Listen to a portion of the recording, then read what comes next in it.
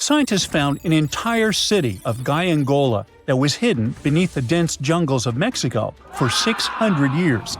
It covers 360 hectares, had over 1,000 buildings, 2.5 miles of defensive walls, a network of internal roads, and a well-planned urban layout with temples and ball courts, and separate neighborhoods for the elites and commoners. For centuries, people believed there was just an abandoned fortress there, based on stories passed on from generation to generation. Until recently, there was no way to see how truly huge it was without spending years on the ground. But thanks to the new technology, a remote sensing tool called LiDAR, they got a 3D model of the area in just 2 hours from a plane. Gyangola was built between the years 1350 and 1521. It was a crucially important place for the Zapotec people, a group that had lived in the area since around 700 BCE. In Gyangola, families lived together in homes with big patios in the middle, surrounded by rooms. When families got bigger, they built more rooms and made their homes larger. The study found that both the leaders and regular people worked together to make the city better. Because Gyangola was surrounded by mountains, they used this land wisely and built their houses in a way that fit the slopes and let rainwater flow naturally. This helped keep their homes safe and strong. They were built so well that many of these buildings are still standing, even after hundreds of years. There are 2 pyramids in the center of the city. They may have been used as temples where the priests celebrated rites and ceremonies to their deities. The priests brought offerings to the altars, and the people assembled at the 2 squares that are now sunken. Then, there is also a palace with 64 rooms, some of them with circular columns on several sloped terraces. There are patios with many stairways all connected to each other. The sensing tool also found a round-shaped lookout point on a natural rock, where the Zapotec people could see their foes approaching from a distance. Researchers also noticed 2 circular structures that could have been used to watch the stars and measure time. They also found some tombs, so there was most definitely a city cemetery. By the end of the 1400s, the Zapotec people controlled a large territory on the Pacific coast and had successfully defended their land from the Aztecs, who were trying to take over more territory. They did the almost impossible and survived a 7-month-long siege at Gyangola. When they won this conflict and kept control of the southern part of Mesoamerica, the Zapotecs didn't need to live in Gyangola anymore. Staying in the mountains had its pros, but they needed fresh water and good farmland to grow food. The small city of Tehuantepec, just 12 miles away, had these conditions, so they moved there just before the Spanish arrived in 1521. Over time, Zapotec traditions started to fade, but their culture didn't disappear completely, and more than 300,000 Zapotec people still live in Oaxaca state in Mexico. They speak their own languages and keep their traditions alive. Creating the 3D model of the lost city is just the beginning of the research. Archaeologists hope that future studies of Gyangola will help us learn more about how the Zapotecs were organized, how they ruled their cities, and how they interacted with the Spanish when they arrived. They plan to study all 1,100 buildings found in the LiDAR scan, and it will take a few years. Instead of digging up the ruins, they will use special technology to scan the land and learn more about the city without damaging it. This same tech helped scientists find another massive ancient city that lay hidden beneath the thick green canopy of the Amazon forest. A whole network of houses, plazas, roads, and canals was hiding in the shadow of a mighty volcano. For centuries, many scientists assumed that ancient Amazonian people lived in tiny huts, clearing patches of land to survive. But this city, built 2,500 years ago and inhabited for 1,000 years, proves the opposite. Now, scientists think tens of thousands or even hundreds of thousands of people lived in complex urban societies. Scanning the area found 6,000 rectangular platforms, each measuring around 66 by 33 feet, and standing 6 to 9 feet high. These structures were arranged in clusters around central plazas, with straight roads with perfect right angles and paths connecting them. One of the roads was 16 miles long. Building straight roads like this is far harder than just following the landscape. Some of these roads may have had deep spiritual or ceremonial significance. The volcano's rich soil helped the civilization thrive, but it may also have led to its downfall. Researchers also found signs of threats to the cities, such as ditches that blocked entrances to the settlements. Maybe some people living nearby were trying to get in. The next step for the researchers will be studying the adjoining 116 square miles to know more about this large, complex society that could be bigger than the well-known Mayan societies in Mexico and Central America. Meanwhile, in 1963, a man in Turkey discovered an ancient city while renovating his own house. He knocked down a wall in his basement and found a mysterious room. He kept digging and saw a tunnel. It led to the Derinkuyu underground city. It's one of the deepest multi-level underground settlements in Cappadocia and in all of Turkey.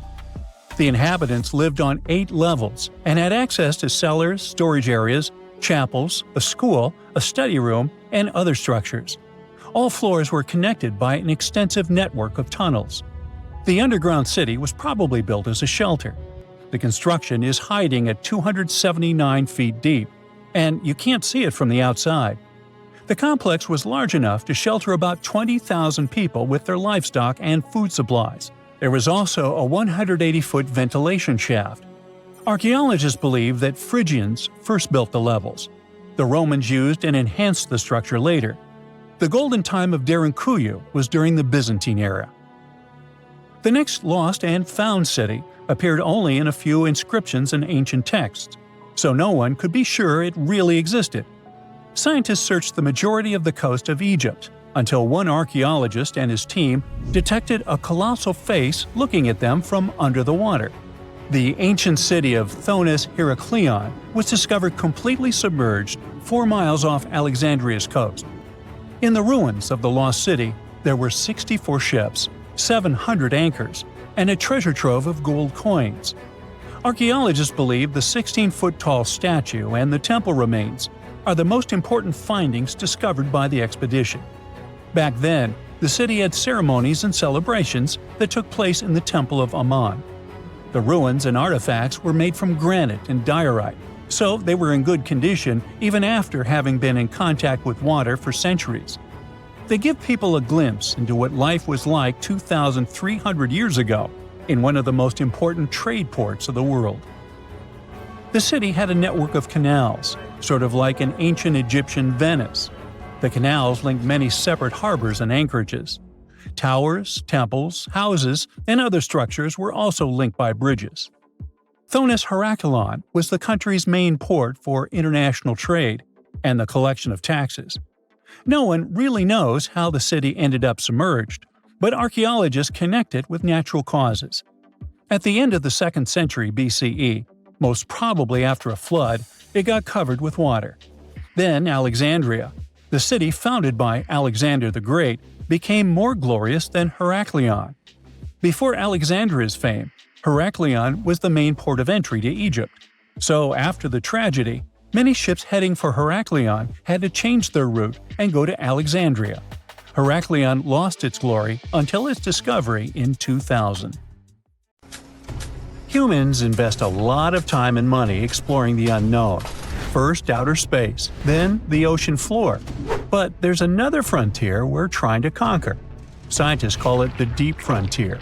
I'm talking about how far down to the Earth's core we've made it so far. During the 60s, humans tried digging the deepest man-made hole on Earth. This took us deep into the Arctic Circle.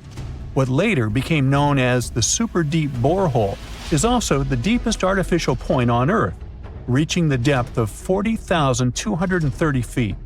It took 20 years to drill this far into the Earth's crust, and researchers say this is only about 1/3 of the way through to the mantle. Here's a quick anatomy of our planet. If the Earth is like an onion, the crust is like the thick skin of this onion. This part is only 25 miles thick. Beyond this is the 1,800-mile deep mantle.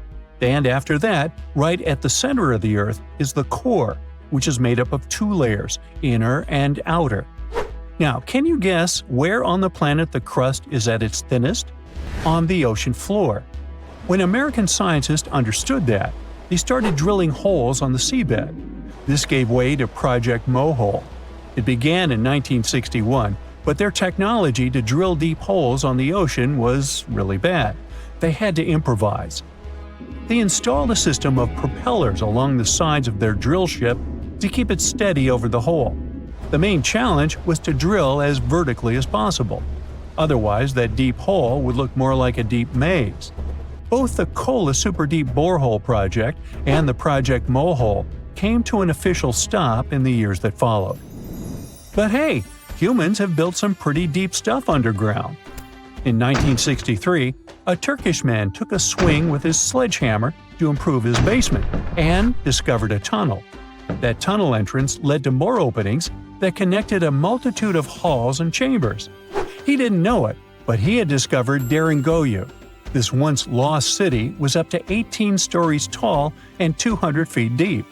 The city was large enough to host 20,000 people, and it was simply standing beneath Cappadocia in Turkey the whole time. Cappadocia hosts hundreds of subterranean dwellings. 40 of these underground cities are at least 2 stories high, but none of them are as huge as Derinkuyu.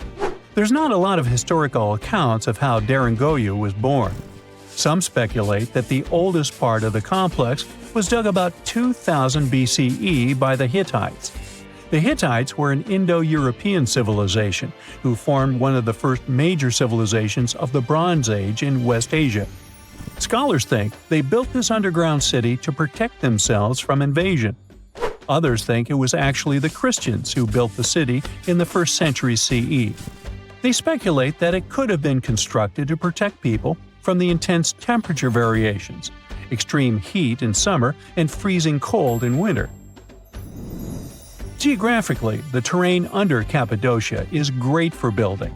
The rocks are soft, which makes tunneling easier. For that same reason, opening large caves underground is fragile. That's why most chambers have pillars that support them. On the bright side, and we are, none of the floors at Derinkuyu have ever collapsed. The builders of Derinkuyu thought of everything. The city was shut off from the world by huge rocks that hid its entrance. It was ventilated by a total of more than 15,000 shafts, around 10 centimeters wide. This way, they guaranteed enough breathing air in the upper levels in a way that they ended up being used as the living and sleeping quarters. The lower levels of this impressive maze were mainly used for storage. But honestly, they had it all: a room for a wine press, for domestic animals, small religious buildings. They certainly didn't spare any efforts to make that underground city as complete as an above-ground one. Now, speaking of impressive underground stuff, Switzerland has the longest tunnel in the world, built here on the Swiss Alps. This absurdly huge tunnel was built over 8,000 feet below the surface. Check this out. This is what the Gotthard-based tunnel looks like. The first idea to build the tunnel was put forward as early as 1947, but construction only officially began in 1999.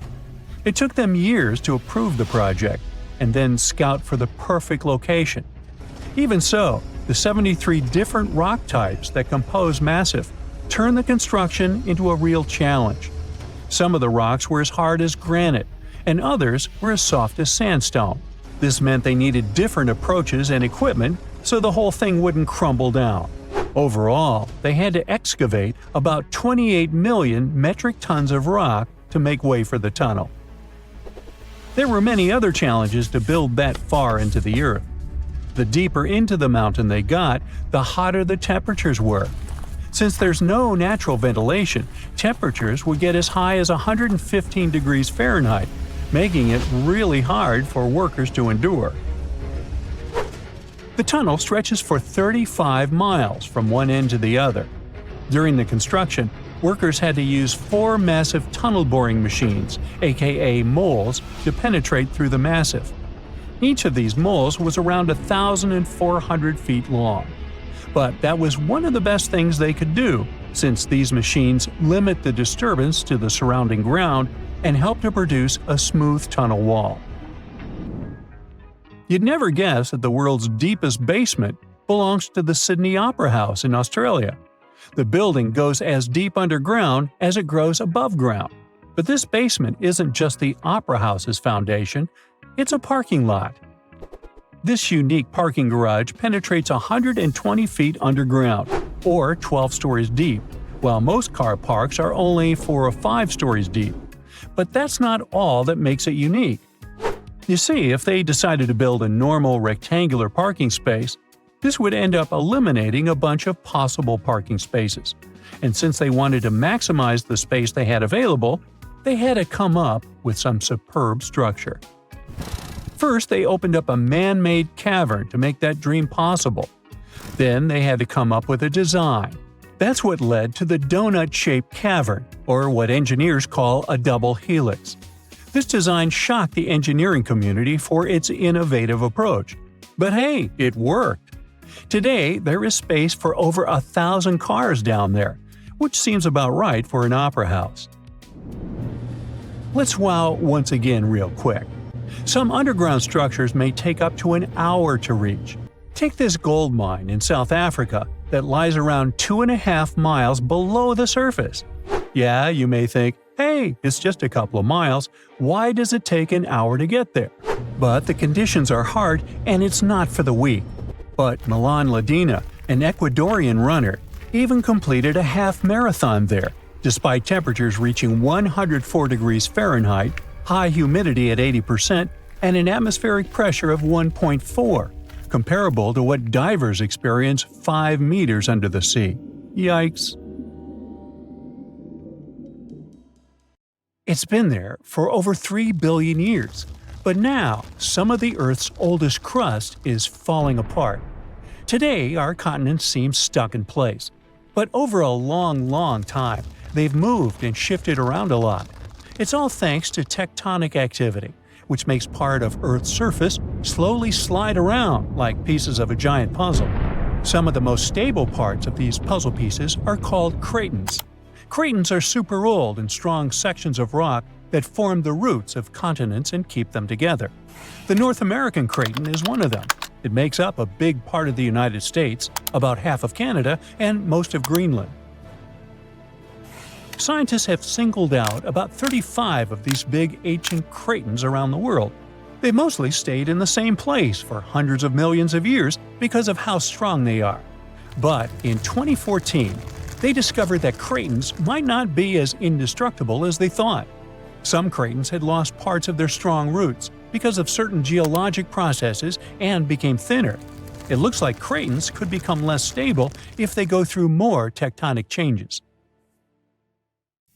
In 2024, scientists at China University of Geosciences analyzed an ancient landmass called the North China Craton, or NCC for short. They wanted to learn more about how some of Earth's oldest rock regions can break apart. This process of cratons disintegrating is called decratonization. The NCC is so interesting to study because it has 3 main parts: the Western Bloc, the Eastern Bloc, and the Trans-North China Orogen, a zone that lies between the 2 blocks. Scientists found that during the Mesozoic era, the Eastern Bloc lost its deep ancient roots because of the strong Earth movements called tectonomagmatic events. So scientists wanted to see exactly how the processes in the mantle and the movements of Earth's plates led to the breaking down of the NCC. They created 4D models showing how the NCC's shape changed over time, including its surface shape, how its layers stretched, and the way earthquake waves moved through it. They found that a section of the tectonic plate slid beneath the craton and then began to roll back. This rolling and stretching made the strong rock thin out and eventually lose stability. All this started around 200 million years ago, back during the Jurassic period, when dinosaurs were rocking the world. The North China Craton isn't the only place where this decratonization process can happen. Other cratons, like those in North America, South America, and China's Yangtze region, may have gone through similar changes. Scientists say this shows how the continents on Earth have slowly changed and evolved over billions of years. And it looks like, when it comes to geology, there's no place that is 100% safe from changes, but it's no cause for alarm. You don't notice this, but our planet never stops moving and is perfectly normal. But sometimes, this movement still brings dramatic changes. In 2017, scientists made an official announcement that Zealandia can be called a new continent. The continental shelves of this mysterious continent are lying at a depth of around 3,280 feet below sea level. The nearest oceanic crust dives even deeper, at 9,800 feet below that. Geologists have gone deep down to collect rocks from the ocean floor. They found that, unlike the nearby oceanic crust, which is made up of fresh basaltic rocks, the crust around New Zealand is a mix of ancient granite, limestone, and sandstone. All this screams continental crust. Plus, scientists have discovered a narrow strip of oceanic crust that separates Australia from the hidden land of Zealandia. It means these two are separate continents. 85 million years ago, Zealandia decided to break free from the supercontinent Gondwana. Millions of years later, the mighty Pacific Plate, the heavyweight champion of tectonic plates, decided to take a dive beneath Zealandia's continental crust. And that's how the root of Zealandia, that connection to its continental crust, broke off and went into the depths below. And that's not all the tectonic news from this part of the world. 120 million years ago, Australia and Antarctica were a single piece of land. They went their separate ways, but Antarctica didn't leave empty-handed. Today, there's an oceanic plateau in the Indian Ocean. Long ago, it was connected to another lost continent, the Kerguelen microcontinent. Scientists believe that it made a land bridge between India and Antarctica. To find out what it was like, we can look at a tiny archipelago in the southern Indian Ocean. These islands are all that is left of the ancient landmass. They have a cold climate and feature glaciers because they're so close to Antarctica. But in the past, the weather here must have been temperate with plenty of rainfall. The animals and plants would have been similar to those that live in tropical regions today. Another lost and found continent isn't hiding in the ocean, but under Europe. It's called Greater Adria, and it collided with Europe and started to sink under it around 100 million years ago. Today it lies beneath Italy, Greece, and the Balkans. Its size and even shape match that of Greenland, the world's largest island. Greater Adria is no longer visible, but it left some clues. Part of it was embedded in the Alps. The other chunks are part of present-day Italy and Croatia, on the other side of the Adriatic Sea. Limestone rocks from the former continent started to change once they were under the European landmass. Great heat and pressure spread over tens of millions of years changed their structure. And that's when the limestone left the chat and the marble took its place. Greater Adria wasn't a solid piece of land like the big continent we see today, but more like a giant shallow shelf underwater. Over time, sand, mud, and other stuff settled on this shelf and slowly turned into rock.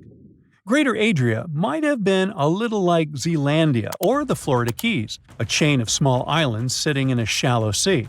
Above the water, there were probably lots of little islands and archipelagos, and beneath the waves, there were colorful coral reefs filled with marine life. If you lived back then and had a scuba tank, it would have been an amazing place to dive and explore. So, with all the things going on with the Cretans, who knows? We could see a new continent in the future. Plus, studying the Earth's crust even deeper can change history as we know it. Scientists in Copenhagen have made an amazing discovery about the real birthplace of Scandinavia, and it's not where we thought. After studying sand and rock from remote parts of Finland, they found out that Scandinavia's roots actually came from Greenland over 3.75 billion years ago.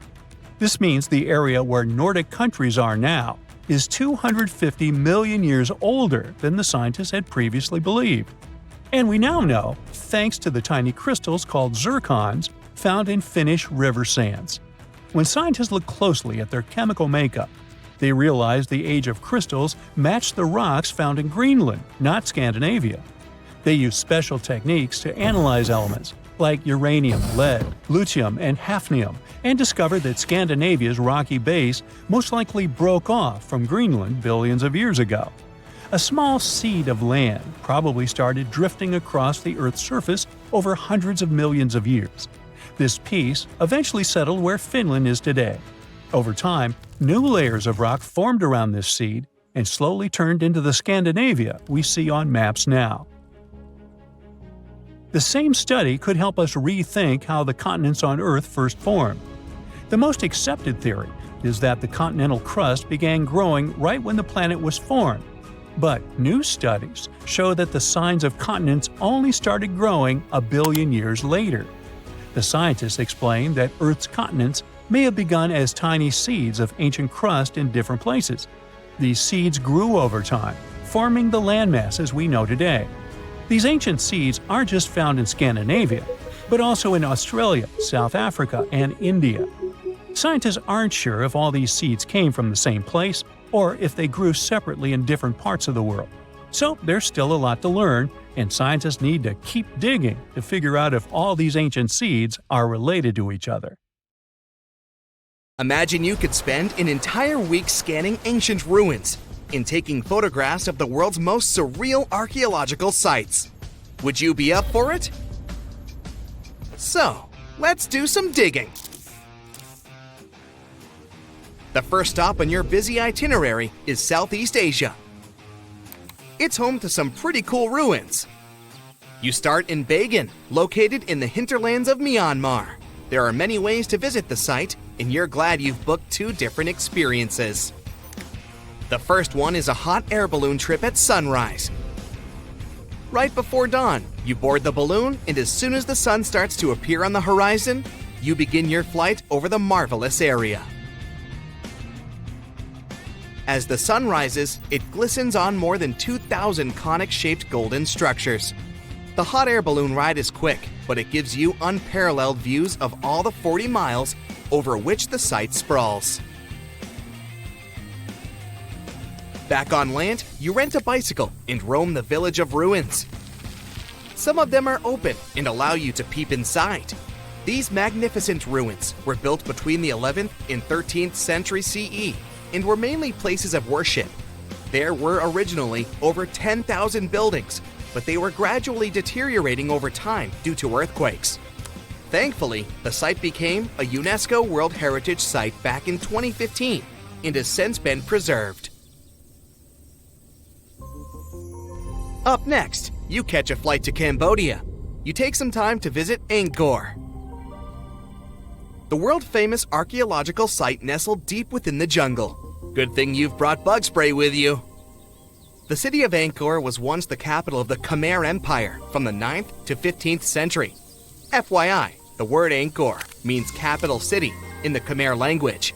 The city was founded by King Yasovarman I, and it became one of the largest cities in the pre-industrial world. Researchers say nearly 1 million people live there. Until today, Angkor is admired for its stunning architecture. The Khmer style is recognized in the use of huge blocks of sandstone. The towers are believed to have been once decorated with gold.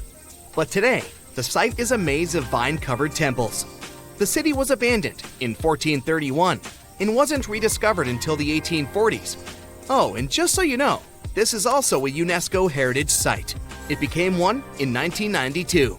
In case you want to brag to your friends about your culturally rich adventures in the future. Now, your trip continues in Egypt. You're here to visit the Karnak Temple in the city of Luxor. You opt for the most unusual way to get to Luxor. That is, a boat ride down the Nile River. Leaving Cairo, you head south until you reach the famous ancient city. Luxor was once the capital of Egypt and a true hub of power and wealth. That is why the Karnak complex is such a great archaeological site.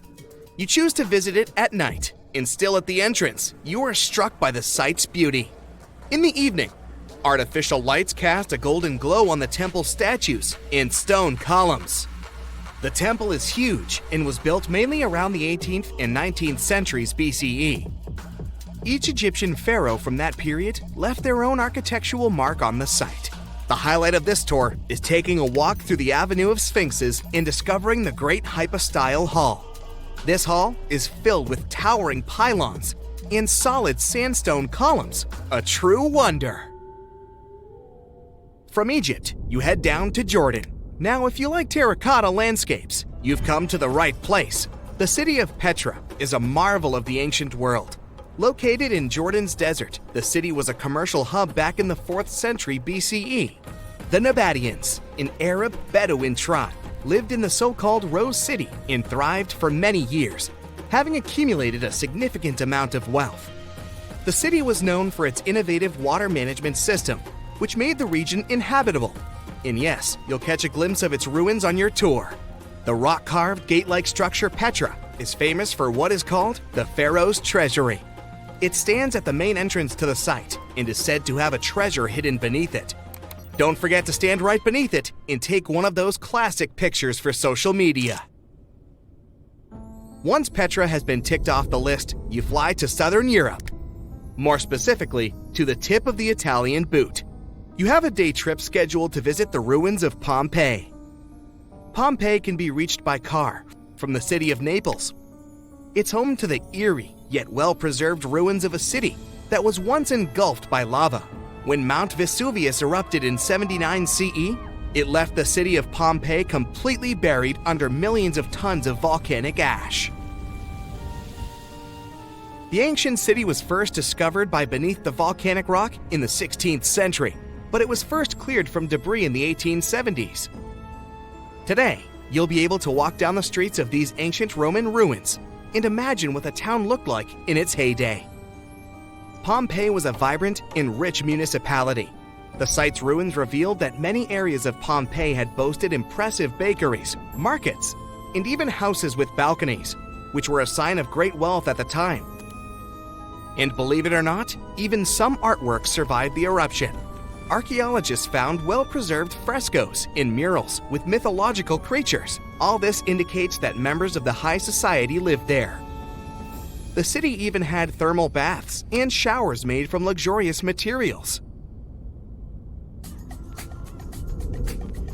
While you're still in Europe, you'll hop over to visit the iconic Stonehenge. It's a perfect day trip if you stay in the city of London, just a short train journey away. Stonehenge dots the Salisbury Plain in Wiltshire, England, and is one of the world's most recognized ancient ruins. More than 5,000 years old, these curious stone rings are some of the oldest stone structures on the planet. Created out of sandstone, they are shrouded in misery. Who built them and why is still largely unknown. Popular theories claim that Stonehenge was used as a great solar calendar, built to help people keep track of days, weeks, and months. Talk about hard work to create a mere calendar, huh? And the final leg of your trip will take you to explore the Southern Americas. In Guatemala, in Central America, you'll find ancient Mayan ruins. The lost city of Tikal is a city made of 3,000 buildings, the remains of the capital of the Mayan Empire. You can compare its importance to such cities as London or New York today. The North Acropolis is Tikal's most ancient complex of monuments. Built solely by human hands in 350 BCE, it served as the resting place of kings and chiefs. Back in the day, the step pyramid temples were painted a beautiful red. Mayans loved that color. Today, of course, you'll only see the limestone. You might wonder what made such a great city turn into ruins. Well, archaeologists have no clue about the cause of Tikal's decline. Until today, this question remains unanswered. Was it a drought? Disease? Maybe we'll never know. Are you in the mood for some Mayan ruins? Chichen Itza is an archaeological site with the best preserved pyramids on Earth. Located in Mexico's Yucatan state, this Mayan city is well over 1,500 years old. At its peak, it was home to 35,000 people. The site covers 1.9 square miles and has many ruins spread throughout it. The highlight is El Castilla, a tremendous step temple, rising 80 feet above the ground. Its most peculiar feature is that it has 91 steps on each of its 4 sides, including the upper platform, which makes for 365 steps, the same as the number of days in the solar year. Phew, what an intense trip! Time to head home now and soak it all in. See you next time! Imagine a place that could literally start at one end, trek over 1,800 miles straight to the west, and still be stuck under that massive canopy. This place is like a haven for all sorts of crazy creatures, hosting around 10% of the world's species. It's always been seen as this wild, untouched paradise, where humans haven't messed things up yet. You know, like a glimpse into how the world used to be before we spread like wildfire across every continent, causing chaos everywhere. I'm talking about the Amazon region. That massive jungle turns out to be hiding some seriously cool secrets. For centuries, people have been talking about these lost cities deep within the forest. We're talking about El Dorado, the legendary city of gold that had Spanish explorers going crazy, venturing into uncharted territory, never to return. And even in the 20th century, the adventurous Perry Fawcett went looking for the lost city of Z and disappeared into the jungle, leaving us all hanging. Scientists have actually found evidence that ancient cities did exist in the Amazon. But how did they find these hidden ruins in such a dense and remote forest? Well, they've got this awesome technology called LiDAR. Basically, they hopped into a helicopter and used light-based remote sensing to digitally strip away the canopy and reveal the ancient ruins of a massive urban settlement around Llanos de Mojos in the Bolivian Amazon. The place was once home to the Kasarabi culture, which thrived from 500 to 1400 CE. They had these incredible urban centers with huge platform and pyramid structures. They even had raised causeways connecting different suburban-like settlements spread across miles and miles of land. These guys were seriously ahead of their time, and they had an epic water control and distribution system with reservoirs and canals. So yeah, the Amazon rainforest wasn't just some untouched wilderness. It was actually heavily populated and even urbanized for centuries before recorded history of the region began. But the thing is, a bunch of people turned a blind eye to the fact that there were actually some pretty cool architectural sites lurking around here that totally deserve some exploring. Scientists predict that in the next 10 to 20 years, we're going to uncover a ton of these cities, and some might even be bigger than the ones we're talking about here. Michael Heckenberger, an anthropologist with the University of Florida, points out that we've seen some similar settlement features, like moats and causeways, in other parts of the ancient Amazon. This new research reveals something totally mind-blowing. Past examples of urbanism in the Amazon were more like groups of villages connected together, not quite what we'd call urban. You see, they were missing those fancy larger centers with their grand architecture and stuff. But guess what? Llanos de Mojos has got them. This place is the real deal when it comes to a fully urbanized Amazonian landscape. So, in the Llanos de Mojos region, a bunch of ancient settlements have been found. These were home to the Kasarabi people, who were all about hunting, fishing, and farming maize. We're talking about hundreds of sites spread across 1,700 square miles. But these sites were so remote and hidden in the tropical forest that it was like trying to find a proverbial needle in a haystack. A team of archaeologists weren't going to let that stop them, though. They decided to take to the skies and use some fancy LiDAR mapping technology. Just imagine an aircraft flying over the area, shooting out a bunch of infrared beams. These beams hit the ground and bounce back, giving us the distance to different objects. It's like creating a super detailed map from above. Using computer software, these genius scientists were able to strip away the trees from the images, revealing the Earth's surface and all the ancient archaeological goodies hidden beneath. And boy, did they strike gold. They found a whopping 26 unique sites, including 11 that nobody even knew existed before. So what about these 26 super cool sites? Among them, we've got Landivar and Kotoka, which are like these huge urban centers. And get this, we already knew they existed, but the new maps revealed they cover 1.5 and 1/2 square miles respectively. These centers are surrounded by moat and rampart fortifications, like something out of a medieval castle, and they've got all sorts of crazy stuff inside. We're talking artificial terraces, massive earthen platform buildings, and pyramids that reach over 70 feet tall.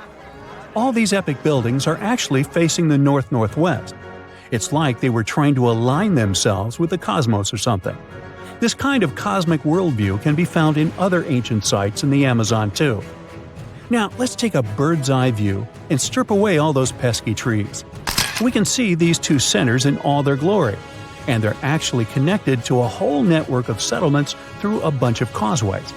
Picture it like spokes on a wheel, stretching out for miles. Canals also stretch out from these main centers and connect to rivers and Laguna San Jose. It's like they had their own water delivery system going on.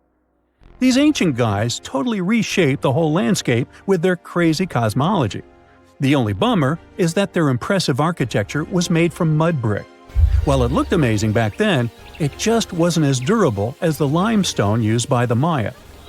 What happened to the Kasarabi and their settlements is still a big mystery. But based on dating at the sites, it looked like they disappeared around 1400 CE, way before Europeans arrived in the Amazon. One theory is that a massive drought hit the region and messed everything up. The researchers found these massive water reservoirs at various sites, which is pretty interesting, considering how rainy the Amazon is known to be. Who knows if they were for drinking water or farming fish and turtles? But hey, severe droughts have happened in the past, and it only takes a couple of bad harvests to make people pack up and move on. What's even more interesting is that these communities thrived in the same area where this guy Fawcett we mentioned before went missing while searching for his lost city of Z. Maybe he was onto something after all. This is how it was. Fawcett stumbled upon this super cool document called Manuscript 512 at the National Library of Brazil. It's believed to have been written by a Portuguese explorer. Now, according to this document, back in 1753, a group of explorers discovered the remains of an ancient city. It had arches, a statue, and even a temple with hieroglyphs. But the document didn't spill the beans on where this city was located. So Fawcett got all hyped up about finding this city and made it his secondary mission after his main goal of finding something called Z. At one point, he had to come back to Britain to run some errands, but in 1920 he decided to give it another shot. Fawcett went on a personal expedition to find the city, but it was unsuccessful. 5 years later, Fawcett, his son Jack, and their buddy Raleigh Rimmel disappeared in the Mato Grosso jungle. Some researchers think that Fawcett might have been influenced by info he got from indigenous folks about this place called Kohikagu. Turns out Kohikagu was discovered by Westerners in 1925, and it had the ruins of 20 towns and villages. Up to 50,000 people might have lived there. And get this, the discovery of other earthworks in southern Amazonia totally supports Fawcett's theory. In 2005, an American journalist wrote an article about Fawcett's crazy expeditions and discoveries. He called it The Lost City of Z. Catchy, right? Well, in 2009, he turned that article into a book with the same name. And in 2016, the super talented writer-director James Gray made it into a movie. Now, here's where things get a bit sad. The Amazon region is changing rapidly. Farming, ranching, and energy production are changing this incredible place. And guess what? Those untouched areas with ancient relics won't stay untouched for long. It's a race against time to document and preserve what's left of our past before it's lost forever. It's the first day of your long-awaited trip to the Amazon forest. You flew all the way to South America. More specifically, you landed in the city of Manaus. It's the heart of the Brazilian Amazon. So far you've traveled by air, car, and now water. You are on a tiny boat moving through the dark waters of the Amazon River. Yes, the river is also called the Amazon. And just FYI, it's the second longest river in the world. It loses only to the Nile River in Egypt. The Amazon sprawls for an impressive 2,700 square miles, beginning in Peru and ending only when it meets the Atlantic Ocean off the coast of Brazil. To get a closer look at the forest, you decide to start by exploring it by boat. First up, you watch some piranha fishing. You can even try to catch one yourself if you like. As you may know, piranhas are carnivorous fish that inhabit the Amazon River, so it might not be your best option to go swimming in these waters. One of the most emblematic species of alligators present in the Amazon River basin is the broad-snouted caiman. It looks pretty much like a regular alligator, except for the fact that it has a yellow chin. Your guide leaves the boat and searches the water to show you a caiman up close. He also tells you of another legendary creature that lives in the dark waters of the river, the pink dolphin. Lucky you get to witness a family of pink dolphins showing their fins near your boat. They look magical from the place where you're sitting. You've probably never known dolphins can be pink, huh? After a few mesmerizing moments, you discover that the dolphin's pink color is nothing but an illusion. The animals are originally pinkish-gray, but due to the brown colors of the Amazon River, they look vivid pink when you stare at them from above. Your guide tells you that the pink dolphin is a central character of Brazilian folklore. Locals believe that the pink dolphins can turn into humans and wander off into towns at night. You get off your boat near one of the entrances to the forest. Now you're going to continue your trip on foot. Your guide says that you are venturing into very dangerous terrain. The Amazon is home to some of the creepiest species of wildlife on the globe, but don't worry, we'll get to see a lot of them today. You've come prepared, of course. Bug spray, a raincoat, and your sharp eyes. Inside the jungle, you need to be alert at all times. You may have heard legends of the anaconda, a snake that can swallow animals as big as a cow in one go. Sorry to break it to you, but those are not just legends. Reptiles like these do actually exist. They live deep in the jungle. It right there, moving between the trees. Is it a spider?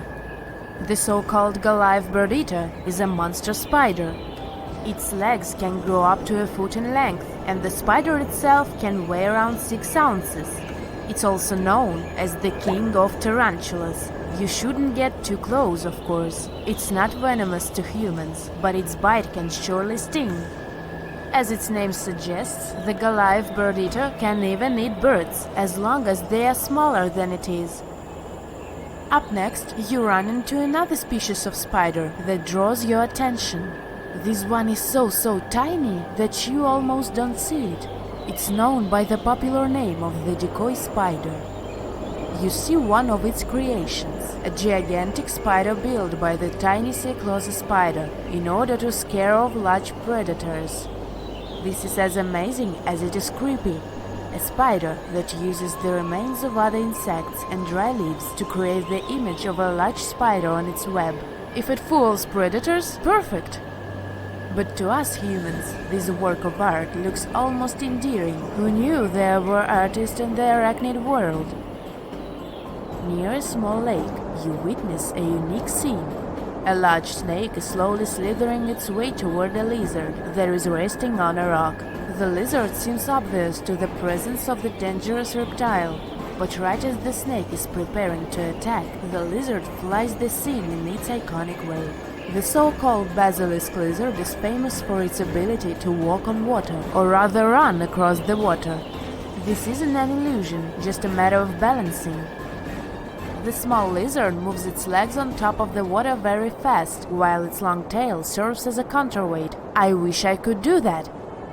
If you've ever wondered what a frog looks like on the inside, you've come to the right place. Right in front of your eyes, there is a rare local species of frog. It's known as the glass frog. This species of amphibian has a type of transparent skin that is completely see-through. In other words, you can see the frog's interior with astounding clarity. It's as if you had X-ray vision. Moving on with your journey, soon you come across a pond. Floating on its water is probably the biggest water lily you've ever seen in your life. These huge plants are also known as the Victoria Amazonica. They can measure up to 8 feet across and hold the weight of a grown-up person. But I wouldn't recommend trying to climb on it if I were you. Just cause, you know, it's the Amazon forest we're talking about. The wildlife here is amazing, but the forest itself is also a sight. There are over 80,000 species of plants and trees grown in the Amazon rainforest. In fact, you can find 10% of all the world's wildlife in this jungle. An estimated 400 billion trees grow on the gigantic area the forest occupies. Of course, this place is bound to be biodiverse, right? You won't be able to witness this phenomenon during your trip, but your guide tells you about a unique species of tree that is famous for being able to walk. Yep, you've heard correctly. There are walking trees in the Amazon rainforest. They don't have legs or anything like that, but they do move around in search of better lighting conditions.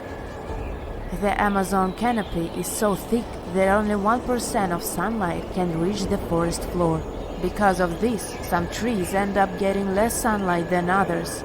The so-called walking palm trees seem to be adapted to this situation. They grow new roots, which helps them move for 1 to 2 inches per day. They can walk up to 65 feet per year. Maybe that's what inspired John Ronald Reuel Tolkien to create ants, huh? Those are pretty similar tree beings that roam freely around the world. I kid you not, it's not only wildlife that inhabits the Amazon. Actually, over 30 million people live in the forest. And there are also ancient settlements that scientists believe to have been thriving there. And I'm not talking about El Dorado, that's just a myth. But in 2018, a groundbreaking study showed that up to 1 million people probably inhabited the Amazon, between 1250 and 1500 CE. Can you imagine that? Working alongside local indigenous people, researchers from the University of Florida found several mounds in the Amazon.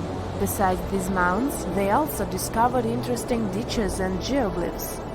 After mapping all of these recurring mounds, scientists understood that this was a sign of an ancient settlement. They found remnants of carefully designed walls centered around plazas. This could only mean that these ancient cities were big and could host hundreds of thousands of people. These findings brought back the idea that the Amazon could have been home to thriving civilizations way before the Europeans arrived there. But rather than cities drenched in gold, they were simply well-developed agricultural societies. Back in the 1800s, a bunch of super old artifacts with some weird symbols on them were found on Easter Island. You know, that tiny island you might have heard of, with the gigantic statues called the Moai. These symbols seem to be some kind of writing, but nobody's been able to figure out what they mean yet. Some scientists even think that if we crack the code, we might finally uncover the secrets behind the downfall of the ancient Easter Island society. So let's put on our detective hats and get to work, shall we? This mysterious script is called the Rongorongo. It was discovered by a Frenchman in the 19th century. He stumbled upon 26 wooden tablets covered in weird hieroglyphs during his trip to the island in 1864. The locals seem to have drawn pictures of animals they had never seen before on the tablets, using sharp stones, and gave each one a unique name. He thought they were pretty cool, and suspected that they might be a remnant of some ancient writing system. Another fun fact about Rongorongo: it's a word that comes from the local language of Easter Island, and it means to recite, to declaim, or to chant out.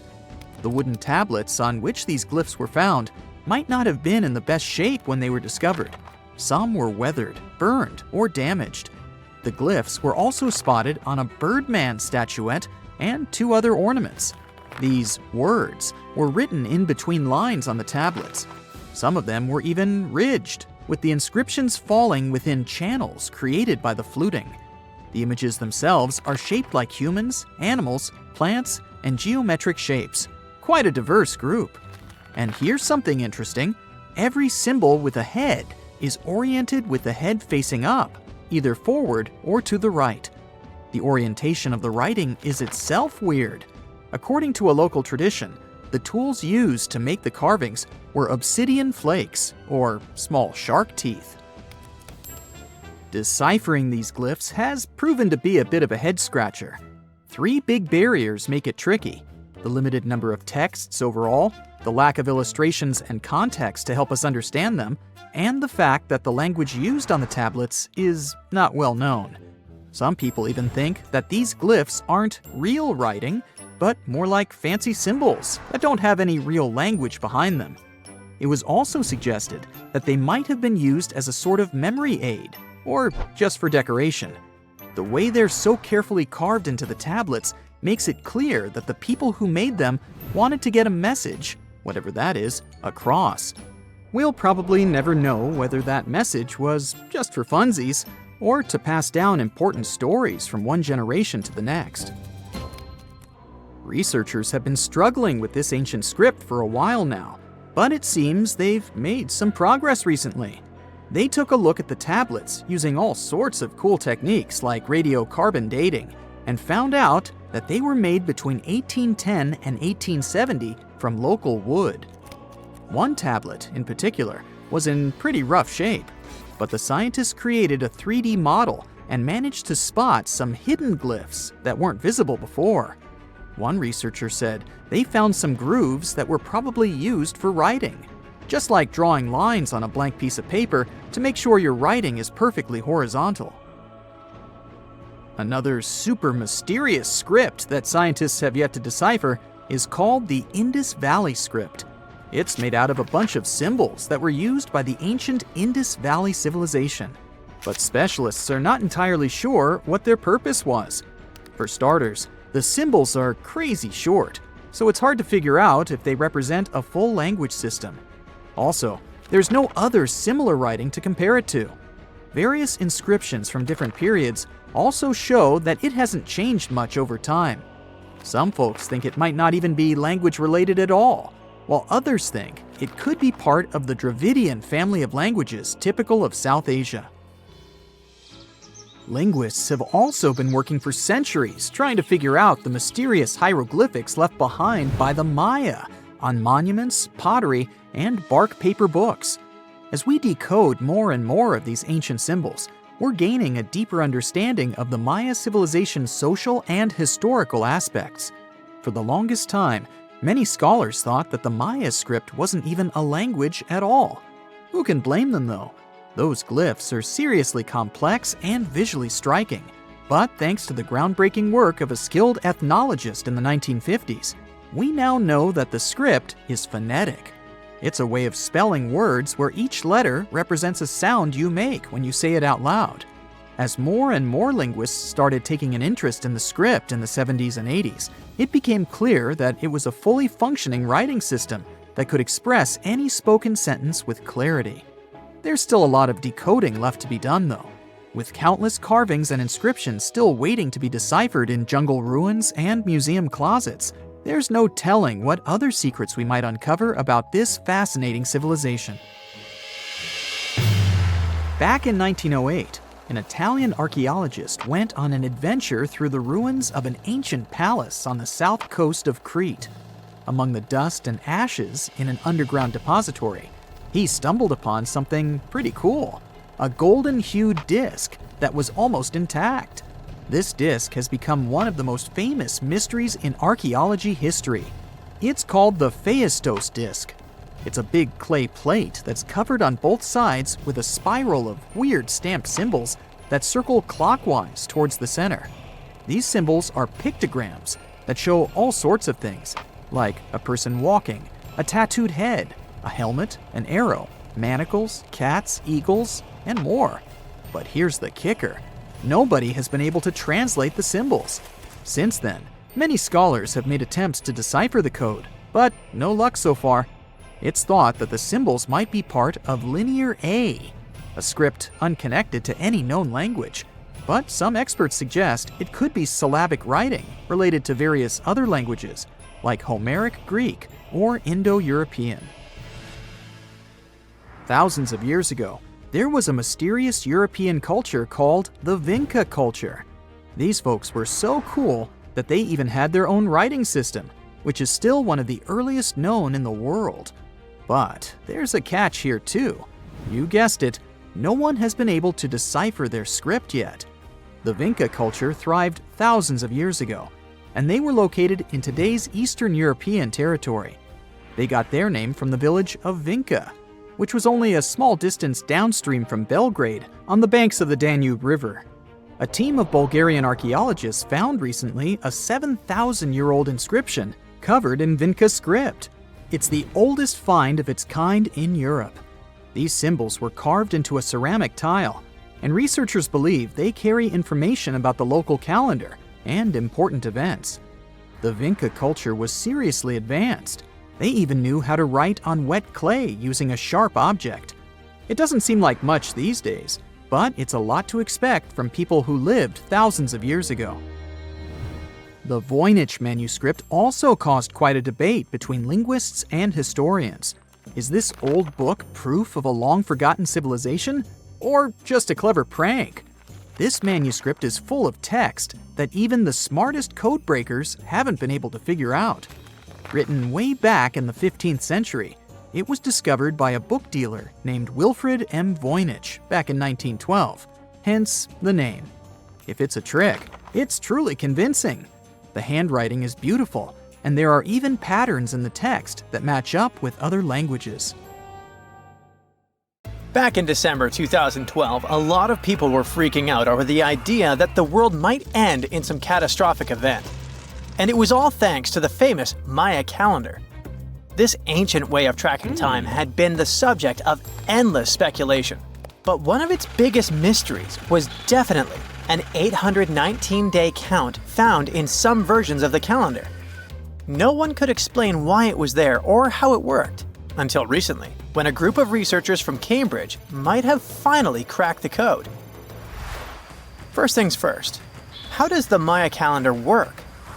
So the system the Maya civilization used to track days was based on something we now call the calendar round. Think of it like 3 interlocking gears. These are 3 cycles working together. The first is a 365-day solar year, known as Hab. The second is a cycle of 20 names.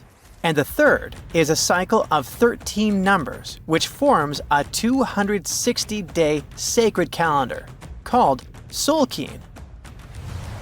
Just like we'd say something like December 25th, 2025, they named their days based on how these 3 cycles lined up. For example, here we have the day 3 Manik and the 14th of the month Hop. It takes 52 years for the 3 cycles to align in the same way again. After that, the days start repeating. But this is where things start to get more complicated and mysterious. On some Mayan monuments, we have also found enigmatic inscriptions pointing to the existence of another cycle, the 819-day count. There are about 20 examples of these inscriptions, mostly found in places like Palenque and Yaxchilan in Mexico. So it didn't seem random at all, and this calendar must have been hiding a big secret. Early research showed that the 819-day cycle was represented by one of 4 colors and the cardinal directions associated with them. Black was tied to the west, red to the east, white to the north, and yellow to the south. Researchers also discovered that this period of time could be broken down into 3 smaller cycles. One of 9 days, one of 7 days, and one of 13 days. Multiply them together, and you'd get 819 days. Pretty cool, but why did they do that? This color scheme and the 3 cycles seemed like a basic level of interpretation, and experts were pretty sure its real purpose was still hidden from us. Another thing researchers noticed is that this strange count of days was mostly shown using a Y glyph, followed by a number. But in some cases, they also added a glyph representing Kawil. This was a powerful Maya deity, often associated with creation and lightning. He was usually symbolized by a torch coming out of his forehead, representing the spark of life. But in the 90s, a study suggested that when Kawil's inscription showed smoke and fire coming from his forehead, it could actually represent the planets Jupiter or Saturn, or maybe even both. Wait, that means that the 819 days count could be linked to both planets in some way. From there, research focused on figuring out what that link might be. The first conclusion is that this calendar might have helped the Maya track the movements of those planets in some way. Then they started noticing something interesting. These cycles could be specifically tied to the synodic periods of Jupiter and Saturn. By synodic periods, we mean the time it takes for a celestial body, like a planet, to return to the same or nearly the same position as seen from Earth. While this possibility was pretty exciting, something didn't quite add up. Each planet moves very differently, and trying to fit multiple planets into an 819-day span just didn't seem to work. In other words, this 4-part color-coded calendar system was simply too short to align perfectly with the synodic periods of the visible planets. So it looks like we're back to square one. This mystery had people scratching their heads for ages, until 2023, when specialists realized they might have been looking at it all wrong. Researchers actually needed to shift their perspective. Instead of seeing this system as 819 days, they needed to consider the number as representing timelines. And this period of time could be just a small part of a much, much bigger calendar. You see, as we said earlier, this cycle seemed to track the period when a planet became visible to people on Earth. To prove that these 819 cycles were timelines, not actual days, researchers needed a planet that could serve as a starting point to back up their theory. In this case, it was Mercury. And there's a pretty simple reason for that. Mercury's synodic period is 117 days, which fits perfectly into the calendar count. I mean, if you take 1819 and divide by 117, you get the number 7. So, Mercury is the only visible planet whose synodic cycle fits neatly into this period as whole numbers. Perfect. Now they had a solid starting point. From there, they needed to expand the calendar by increasing its length to 20 periods of 819 days. Suddenly, a pattern emerges. And just like that, all the synodic cycles of the planets fit perfectly into the system. For example, Saturn's synodic period from 378 days lines up perfectly after 6 819-day cycles. Venus aligns every 5 cycles. Jupiter every 19 cycles. And Mars, which takes the longest, needs 20 cycles. In other words, it takes about 45 years for Mars to align with the synodic periods of all visible planets. So, this is how researchers determined that the ancient civilization wasn't referring to days, but rather to timelines. The Maya astronomers came up with this count as part of a larger calendar system of 20 periods. But then a question comes up. Why was studying the synodic period so important to the Maya? Well, we don't have super specific answers about this mysterious calendar yet. But what we can say for sure is that the Maya truly believed in the powerful influence of the cosmos on daily life. So maybe they wanted to analyze how the movements of all the visible planets lined up with their other calendars. Of course, this system is just one part of the Maya's amazing and advanced understanding of astrology. And it wasn't just about using astrological cycles for planting and harvesting. They also had crazy specific knowledge, like how to predict solar eclipses.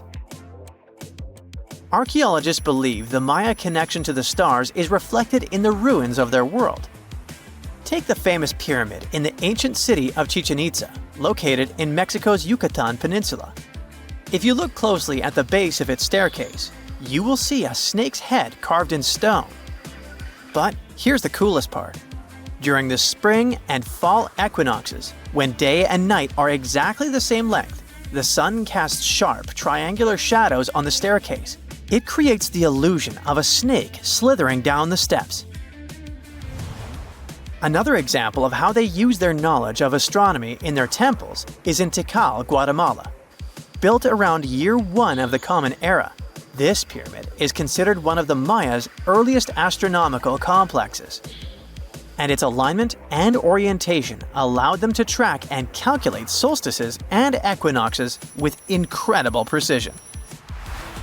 The Maya were skilled skywatchers. Just like we have modern-day high-tech observatories with round domes, they had something similar. Meet El Caracol. The name means snail in Spanish and refers to the spiral staircase inside the tower. Built around 906 Common Era, it was the perfect place to observe all the changes in the sky and track the movements of the sun, moon, planets, and stars. Unlike us today, with our telescopes, satellites, and advanced tools, the Maya relied entirely on naked eye observation, and that makes their achievements even more incredible. You know, a lot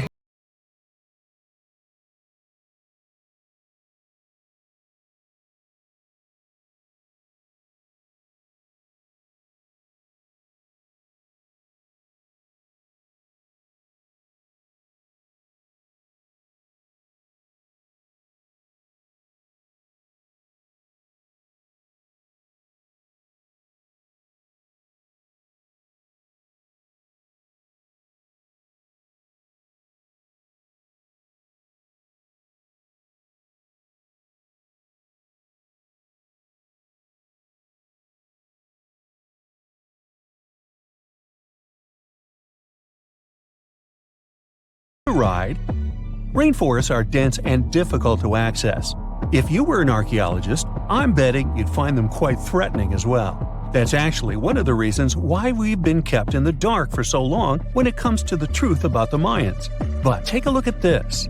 You'd expect to see ruins like this in places like Portugal, England, or the United States. I'm talking about 130-foot wide roads, painted white to help travelers journey through the nighttime. For scale, these roads were about half the size of an American football field. Huge, huh? Scientists recently unearthed a 110-mile network of roads such as these, and they think this dates back to before the first registered Mayan ruins we've known so far. These roadways, which sometimes ran over swampy ground and were even elevated at times, are being called the world's first superhighways. Even if there is no registry of animal-powered vehicles, it's believed that the Maya used them to travel around a network of possibly 964 settlements. They were built like a huge spider web, and from what archaeologists have gathered, they worked as an implied system of economic and social interactions. This completely debunks the traditional idea that the Mayan pre-classic period, which dates back to 1000 to 350 BCE, was made of small tribal settlements. Imagine the manpower and engineering ability you need to muster to build something close to these white highways.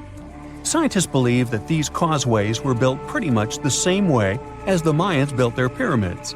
Oh, and if you're wondering about these gigantic pieces of architecture, don't worry, we'll talk about them in a bit. Now, so far, scientists believe that the roads were built with a mixture of mud and quarry stone. Oh, and using several layers of limestone, of course. Researchers were only able to find all of this out because of a new technology called LiDAR imaging. Do you know how we've used sonar technology to map out the ocean bed? Well, this is very similar to that. But instead of using sounds, we use laser systems. This mapping system allows researchers to see through and beyond the thick canopies of forests. It's like we have X-ray vision. This is definitely a game changer. But lost Mayan cities began to be unearthed in the mid-20th century. And since then, ruins from cities such as Tikal, Palenque, and Uxmal have been rediscovered. But let's take a few steps back for a moment to get some context. The Mayans were one of the biggest pre-Columbian civilizations living in the Americas. Until now, experts believe that, at its apex, the Mayan civilization consisted of over 40 cities with a population of millions of people. That's a lot of folks. Their civilization spanned Mexico's Yucatan Peninsula, Guatemala, and Belize, and they survived mainly on agriculture. The thing is, the Yucatan Peninsula was an extremely difficult place to grow crops. So the Maya had to develop a complex irrigation system in most of their cities. They built a series of ceremonial buildings, pyramids, plazas, and even courts for playing ball. The Mayans might have been keen pyramid builders, but they also developed an advanced astronomical system. With whatever ancient technology they had, they were able to predict the exact location of planets, such as Venus and Mars, as well as the exact dates of eclipses. Now, let's take a look at some of their sites. This is Tikal. Located at the heart of the Guatemalan jungle, Tikal is believed to have been the capital of the ancient Mayan Empire. At its height, it was comparable in importance to such cities as London or New York in today's world. It is composed of a series of complex monuments. In total, the site has 12,000 buildings. The North Acropolis is Tikal's most ancient complex of monuments. Built solely by human hands around 350 BCE, it served as the resting place of kings and chiefs. Its monuments are up to 200 feet high. Back in the day, the step pyramid temples were painted a beautiful red. Mayans loved that color. Today, of course, you'll only see the limestone. We've said that the Mayans spread out through different countries, so it shouldn't come as a surprise that Chichen Itza is a 10-hour drive from Tikal today. There's no feud between the two, they were just different city centers, like New York and LA. It's got one of the best preserved pyramids on Earth to date. Located in Mexico's Yucatan state, this Mayan city is well over 1,500 years old. At its peak, it was home to 35,000 people. The site covers 4 square miles of land. The highlight is El Castilla, a tremendous step-like temple standing 80 feet above ground. Its most peculiar feature is that it has 91 steps up each of its 4 sides, including the upper platform, which makes for 365 steps, the same number of days as the solar year. Makes you go, Behold, the lost city of Palenque. Another important Maya city is believed to have hosted over 6,000 people at its peak. Archaeologists have made some unusual discoveries on this site. The most eccentric of them all makes us think of Indiana Jones and the Tomb Raider. One of the buildings in Palenque is believed to be the final resting place of the Red Queen of Palenque. She was believed to be the grandmother of the last Mayan king. In her honor, a huge monument was built to keep her body after her passing. The discovery of the tomb itself was already thrilling. Archaeologists found an ancient monument when digging at the site back in 1994. The first they saw was a room with a hidden door. Once they opened the door, they discovered an 8-foot-long corridor. At the end of this corridor was the queen's chamber, and inside was the mummy of the queen herself. They found her to be accompanied by her pearls, jade shells, and expensive rocks. But as the team explored the remains, they saw something strange. The room was filled with a red-colored powder. Researchers knew that the color red was important to the Mayan people, but they didn't understand why the queen was buried with this unknown substance. They took a sample back with them for further analysis and discovered that the red powder was cinnabar, a very dangerous mineral. This powder, when inhaled, can cause severe health damage to a person. The team concluded that this could only be a trap for anyone trying to steal her riches. Talk about curses, huh?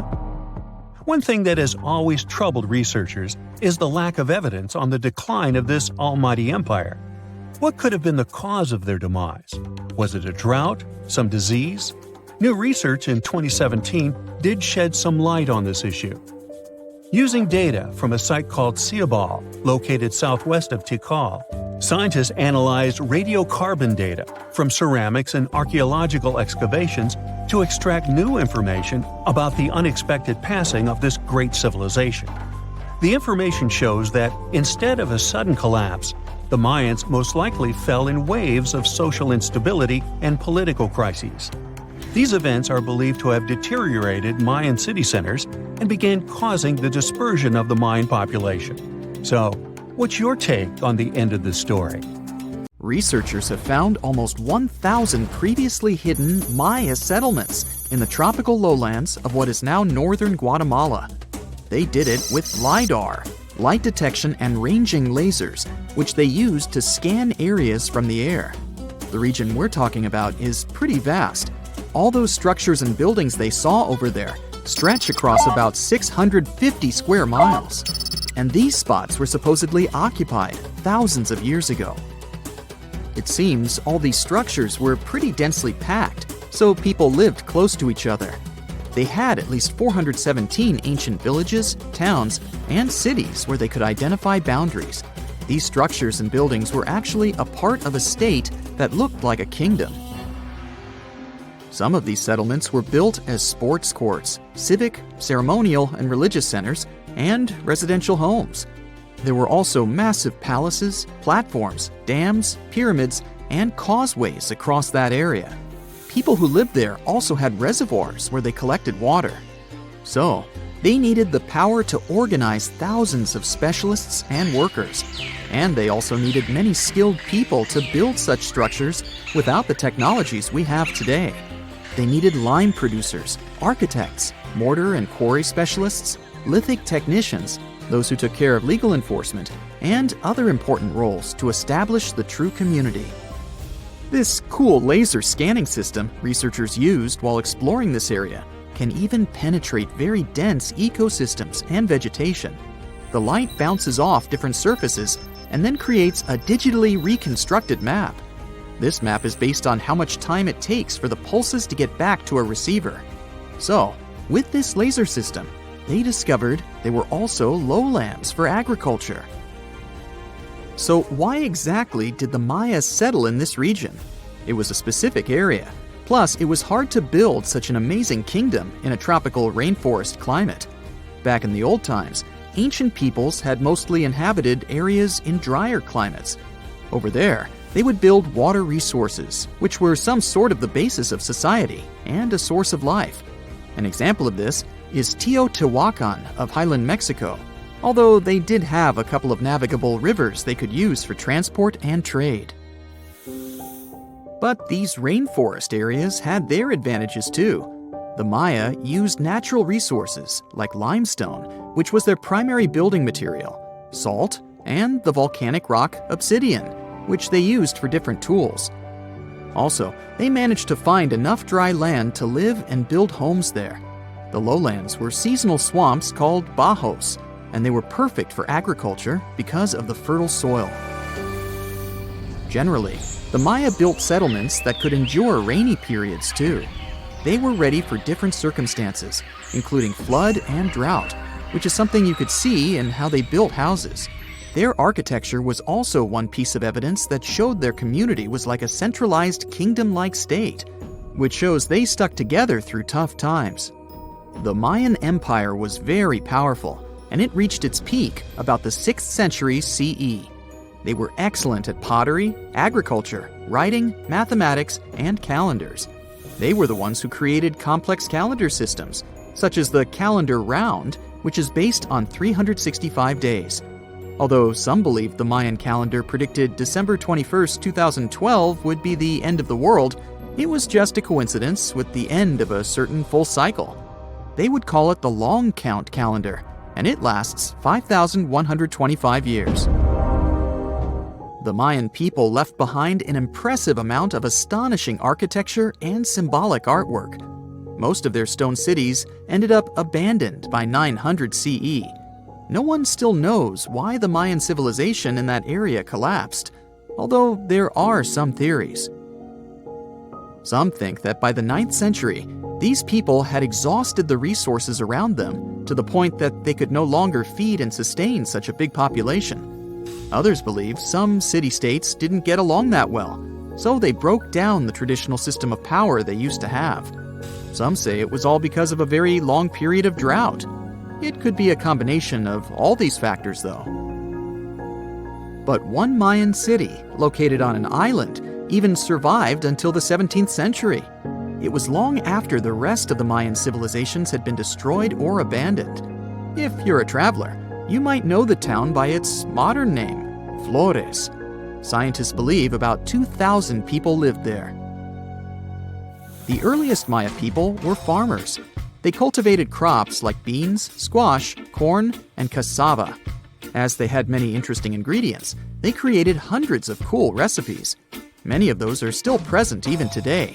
For example, in modern Mexican cooking. And especially popular are papayas, cacao, avocados, squash, pineapples, chili peppers, beans, and so on. Even though the Maya mostly practiced a kind of primitive type of slash-and-burn agriculture, there is also evidence of them using some more advanced farming methods, like terracing and irrigation. And they were big chocolate lovers. More than 3,500 years ago, the Olmecs of Mesoamerica probably turned out to be the first to realize that it takes some work for us to get such a cool thing as chocolate. But the Maya were the ones who turned it into a true form of art. Scientists found out about it when they found cacao in Mayan pottery. Their chocolate would be mixed with honey, water, cornmeal, and chili peppers. That's how you get a spicy, savory hot chocolate beverage you can try even today in Mexico and Central America. Also, they used written language in their books. Their paper was made from fig tree bark, and using strips of that paper, they created a large library of books. Books made of this material are called codices, and 4 of these can still be found today. Sadly, many books were lost over time because of the humid climate or some human factors. The classic Maya built a bunch of palaces and temples that had a stepped pyramid shape. They decorated them with inscriptions and reliefs, which have earned them the reputation of being incredible artists of Mesoamerica. For the Mayans, flat foreheads were the most desirable thing on someone's face. They were generally really into aesthetics, and having a flat forehead was one of the main things where you could meet their highest aesthetic standard. They also liked to glam up their looks with makeup and clothing. Also, the Mayans were master tattoo artists. Actually, they were one of the first civilizations that started doing such forms of body art. They had a rich culture and believed in many things, such as fairies. Many civilizations across the globe believed in these mythical creatures, which had different names everywhere. The Mayans called those creatures aluxes. They would make sculptures of aluxes from wood or clay, take them to the forest, and hide in some secret spots. The Maya believed these sculptures would come to life during the night and take the role of guardians of their land, animals, and crops. The Maya believed caves were entrances that led to the underworld. You can even visit some of these caves if you like. For example, you can explore the jungles of Quintana Roo and Yucatan near Cancun. There are many spots where researchers found artifacts the Mayans had left behind. They were one of the first cultures that learned how to use rubber latex and make, for example, rubber balls for the many interesting games they had. They used natural latex and then probably mixed it with some other natural substances. That's how they came up with the bouncy balls they played with. They also built cool steam baths. The Maya had structures made from stone that looked like something we know today as bathtubs. Plus, they were building heated stone structures we know as sweat houses. Researchers found these in El Salvador and Guatemala, and they were previously hidden under volcanic ash. You are lost deep within the jungle in the Yucatan Peninsula in Mexico. There are strange noises all around you, and to make it worse, the sun is setting. Soon, you'll be alone in the middle of an unknown rainforest. Guess it was a pretty bad idea to come looking for El Dorado on your own, wasn't it? You keep walking as fast as you can when suddenly, wait, what's this you're seeing? It looks like large stairways made out of stone. This definitely doesn't look natural, so you take a picture. Maybe you didn't strike gold, but you might have just found something relevant. Congratulations, you found Akamtun, a long-lost Mayan city. Hidden 37 miles into the jungle, the name literally translates to stone column. Stone was probably in at the time, so these guys used a lot of it to build their pyramids, houses, and even ball courts. If you ever thought that Europeans invented ball games, think twice. Mayans loved to play ball games for recreational purposes. Akamtun is part of a series of other long-lost Mayan cities that are being discovered with the help of new technology nowadays. We'll talk more about the other ones in a jiffy. Perhaps the biggest surprise of this one is that it was surrounded by wetlands, which is why the city was built on high ground. The city was monumental, covering an area of over 120 acres. That would be as big as 90 football fields right next to each other. Scientists have found proof that Akamtun had pyramids of up to 49 feet high, and that it was likely an important social hub between 250 and 1000 CE. This is definitely a game changer. But lost Mayan cities began to be unearthed in the 19th century. Modern technologies, such as LiDAR imaging, help archaeologists see through dense canopies of the forests. This means that people don't really have to risk getting lost in the tropical jungle like you did at the beginning of this video. LiDAR works sort of like an X-ray. It sends out laser beams that can detect any signs of ruins or ancient constructions. According to space archaeologist Sarah Parchak, satellite imagery has been a key player in discovering ancient cities in South America, Egypt, and other places. Sarah herself spends most of her days scouring images for any signs of where there could have been cities long ago. She says that more often than not, what happens is that ruins are covered by vegetation, soil, or sand, which makes them super tricky to find. But thanks to these awesome tools, scientists also made the huge discovery of ancient Mayan causeways, which spread throughout old Mayan territories. I mean, take a look at these roadways. You'd expect to see ruins like this in places such as Portugal, England, or the United States. I'm talking about 130 feet wide roads painted white to help travelers journey through the nighttime. Scientists recently unearthed a 110-mile network of roads such as these, and they think this dates back to before the first registered Mayan highways we've known so far. These roadways, which sometimes ran over the swampy ground and were even elevated at times, are being called the world's first superhighways. Even if there is no registry of animal-powered vehicles, it's believed that the Maya used them to travel around a network of possible 964 settlements. They were built like a huge spiderweb, and from what archaeologists have gathered, this huge system of roads worked to connect a big system of economic and social interactions between Mayan cities. This completely debunks the traditional idea that the Mayan pre-classic period, which dates back to 2000 BCE, was made of small, tribal settlements. Imagine the manpower and engineering ability you need to muster to build something close to these white highways. Scientists believe that these causeways were built pretty much the same way as the Mayans built their pyramids, with a mixture of mud and quarry stone. Oh, and using several layers of limestone to make them white. That's pretty cool, right? But let's take a few steps back for a moment to get some context. The Mayans were one of the biggest pre-Columbian civilizations living in the Americas. Until now, experts believe that at its apex, the Mayan civilization consisted of over 40 cities with a population of millions of people. That's a lot of folks. Their civilization spanned Mexico's Yucatan Peninsula, Guatemala, and Belize. And they survived mainly on agriculture.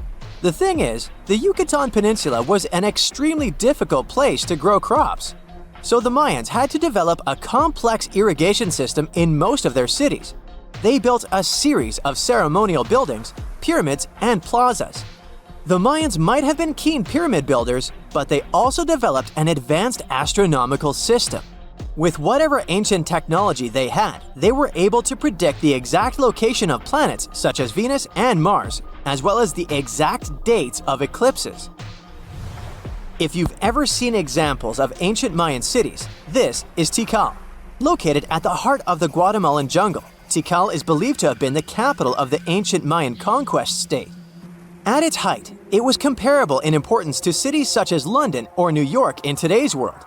It's composed of a series of complex monuments. The North Acropolis is one of Tikal's most ancient complexes of monuments. Built solely by human hands around 350 BCE, it served as the resting place of kings and chiefs. Its monuments are up to 200 feet high. Back in the day, the step pyramid temples were painted a beautiful red. Mayans loved that color. Today, of course, you'll only see the limestone.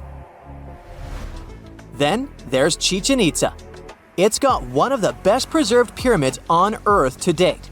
Located in Mexico's Yucatan state, this Mayan city is well over 1,500 years old. At its peak, it was home to 35,000 people. The site covers 4 square miles of land.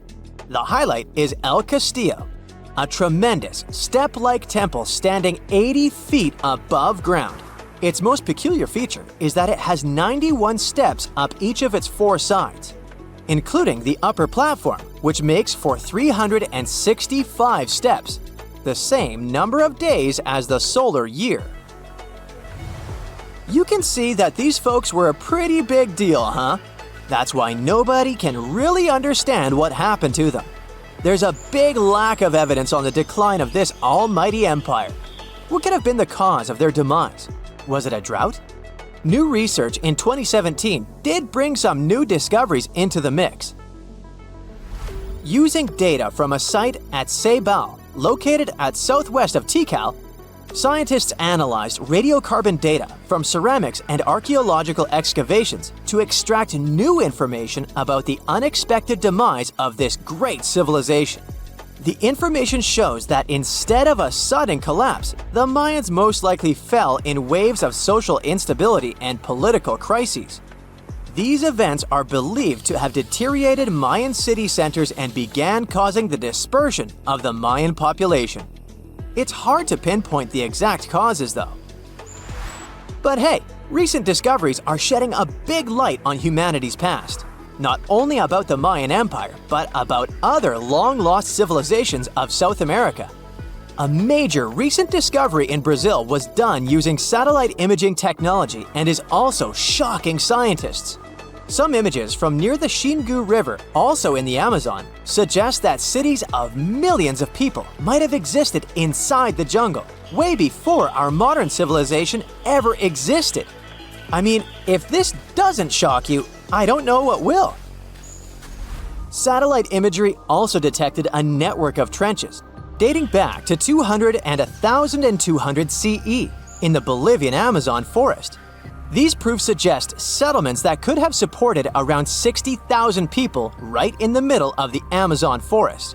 When researchers from the University of Florida went on ground to check the satellite information, they were shocked to find several mounds that were accompanied by ditches and geoglyphs.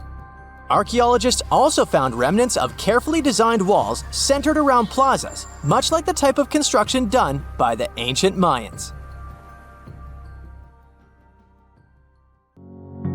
Whoa! It's a huge flying island right above your head. In the era of AI, you may think it's nothing but a neural network video, but let me tell you that first, it's very much real. Two, if you want, you can as well visit it. It may even hold the key to the El Dorado secret. This place is called Roraima, and it's actually not an island at all. It's a mountain. Due to a number of factors, we get this vision of an island floating somewhere above us. But it's all about the flat top this mountain has. There's no standard peak, so it looks flat and the thick clouds get blended into the skies, thus creating this optical illusion. Despite the advancements in satellite technology and affordable air travel, there are still few places on Earth that feel truly uncharted. Like Mount Roraima is one of them. It's been around for almost 2 billion years, and it's one of the oldest formations on our planet.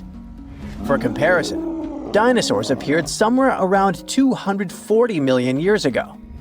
Some scientists believe that this area used to be a part of the supercontinent called Gondwana land.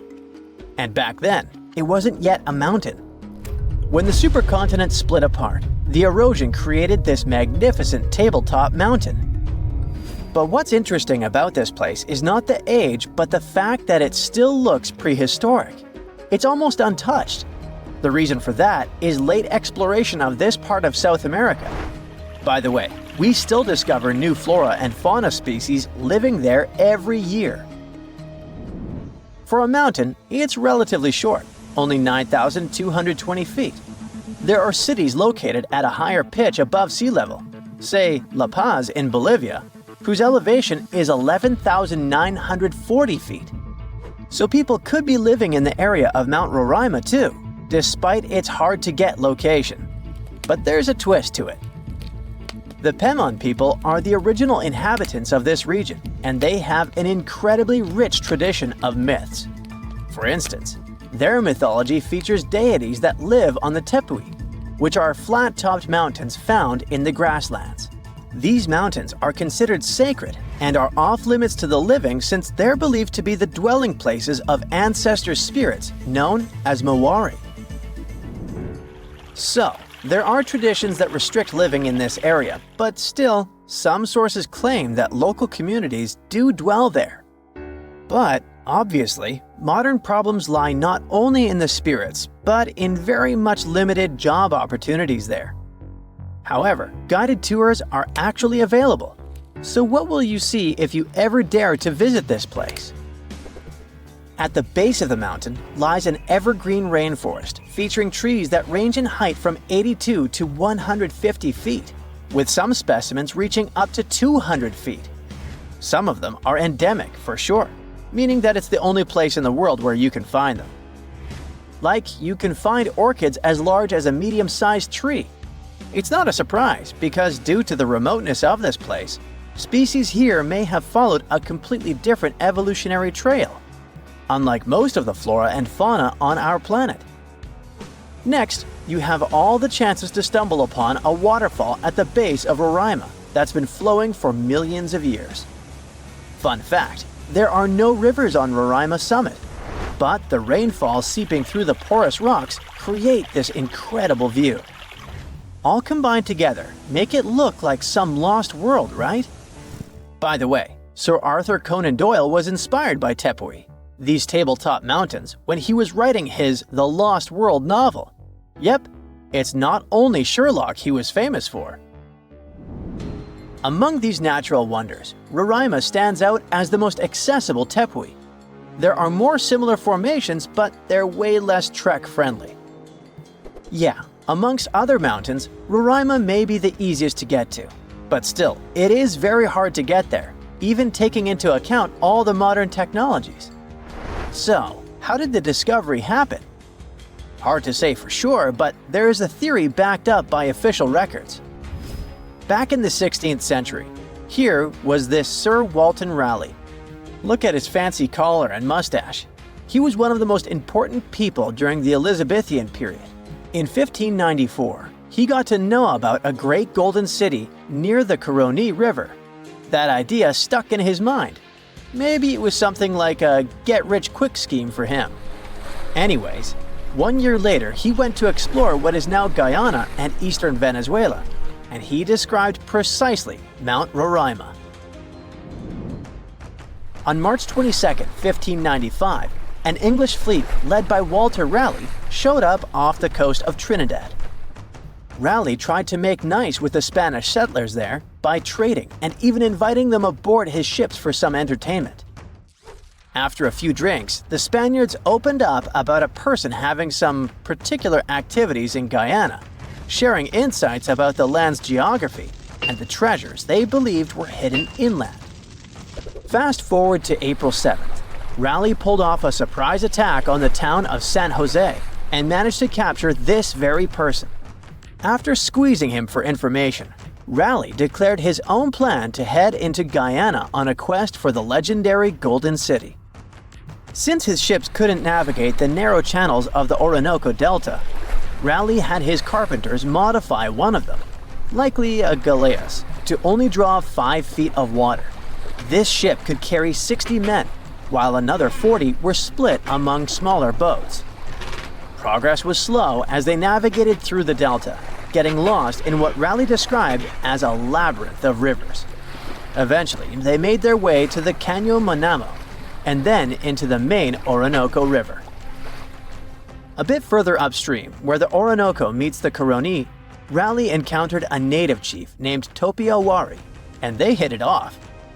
Topiawari revealed that his people had been pushed out of inland Guyana by a fierce tribe from the west. This fed into the prevailing belief, shared by both the Spanish and Raleigh, that El Dorado was home to runaway Incas from Peru. Topiawari also mentioned that the invading tribe was rich in gold, claiming that their nearest town, just a 4-day trek south, was the source of gold plates that were being traded far and wide.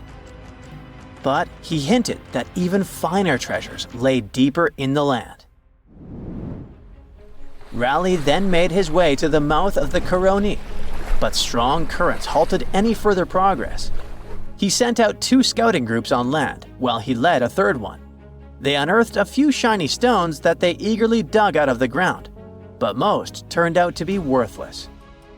they learned that a massive lake about 40 miles wide lay at the head of the Coroni, filled with alluvial gold.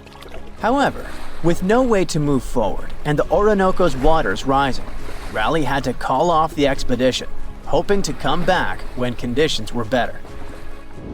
It wasn't until 1616, over 20 years later, that Raleigh got the go-ahead from James I for a second try in Guyana. He assured the king he could retrieve a lot of gold from a mine near the Coroni that he had heard about on his earlier trip. James specifically ordered him not to clash with the Spanish, who were still controlling the Orinoco area. When Raleigh arrived in South America, he stayed on the ship while sending Lawrence Kemmys and a team to look for the mine. For reasons that remain unclear, Kemmys ended up attacking and capturing the Spanish town of Santo Tomé, resulting in the demise of Raleigh's son Wat during the skirmish. Unable to find the mine, the crew returned to the ship, and facing Raleigh's anger, Kemmys took his own life. Back in England, Raleigh was put on trial for allegedly lying about the mine and trying to provoke a conflict with Spain, which ultimately led to his execution. Or maybe those were the Maori spirits who didn't appreciate the intrusion.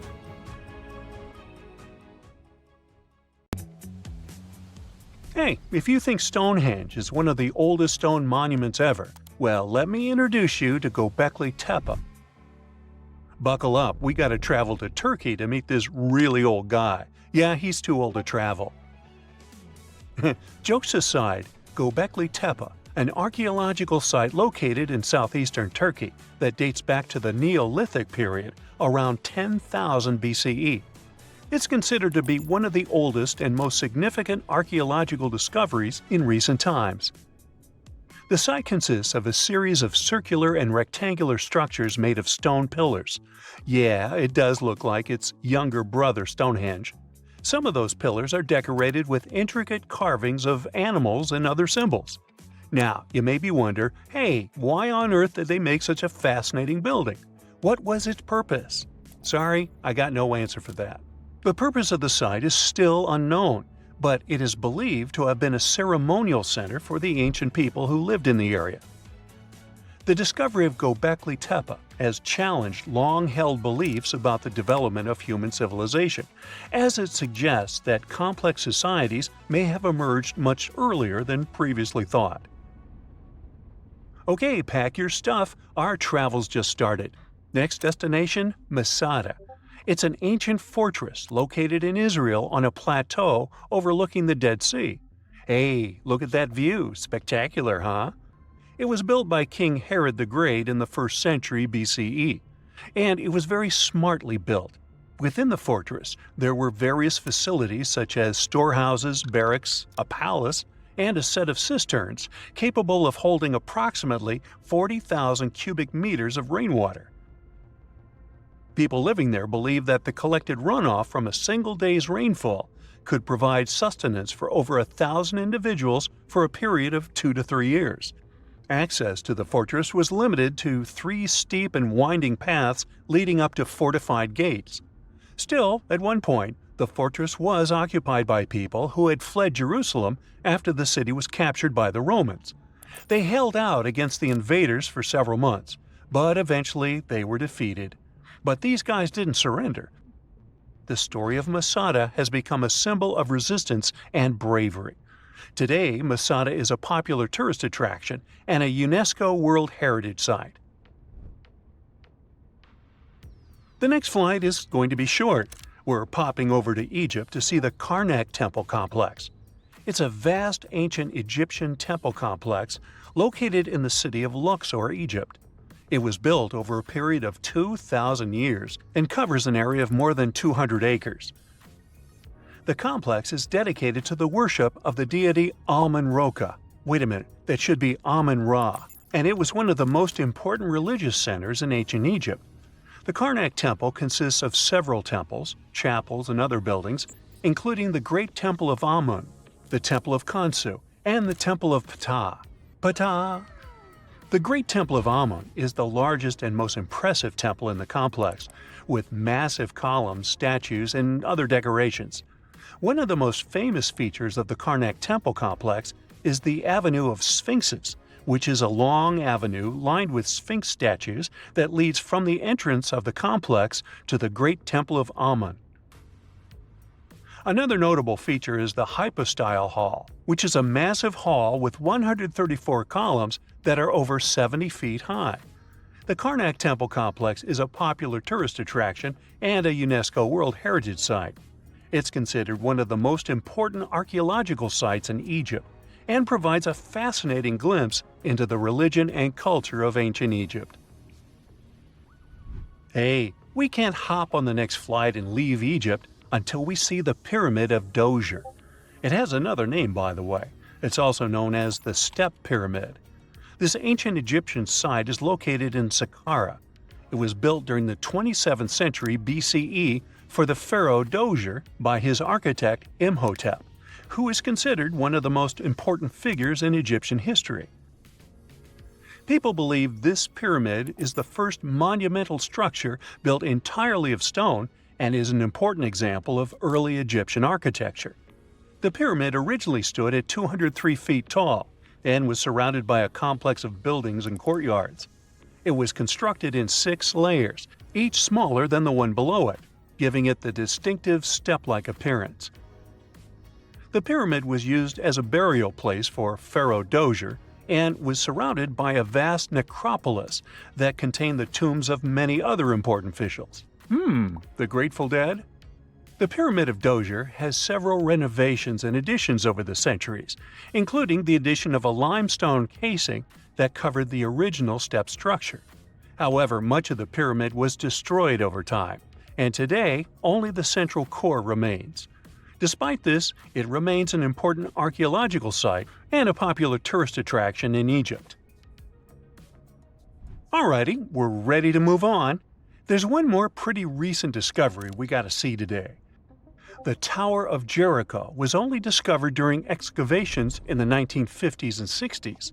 It's an ancient stone tower located in the city of Jericho in the West Bank. Just like Göbekli Tepe, this one is believed to be one of the oldest stone structures in the world, dating back to approximately 8000 BCE. The tower stands at over 28 feet tall.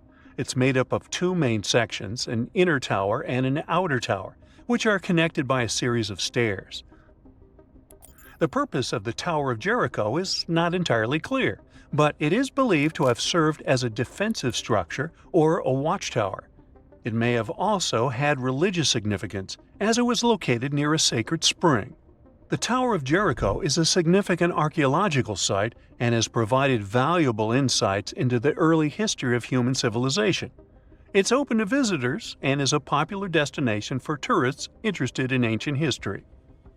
Now, this ancient site even got attention from Netflix, and they made a movie where the action takes place in Mohenjo-Daro.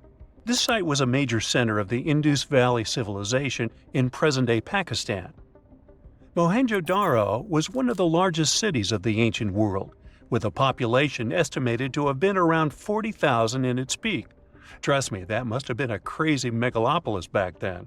The city was notable for its advanced urban planning, with sophisticated drainage and sanitation systems, and its impressive architecture, including the Great Bath and the Granary. Mohenjo-Daro was abandoned around 1900 BCE, and its ruins were only rediscovered in the 1920s. Today, it is a UNESCO World Heritage Site and an important archaeological site for the study of ancient South Asian civilization. We're heading to a teeny-tiny country that has quite an impressive history. Welcome to Malta.